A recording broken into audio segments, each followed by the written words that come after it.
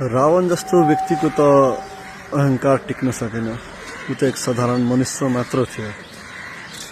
म बोल्न डराउँदैन र अनेस्टली भने चाहिँ त्यो जुन मान्छे छ नि, त्यो जस्तो अहंकारी मान्छे, त्यो जस्तो इगोइस्टिक मान्छे मैले आजसम्म जिन्दगीमा कतै देखेकै थिएन क्या।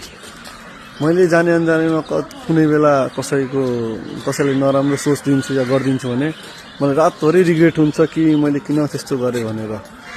बट त्यो एउटा यस्तो मान्छे छ, त्यसले यति कुरा गरिसक्दा पनि त्यसले 1% पनि आत्मग्लानी छैन क्या।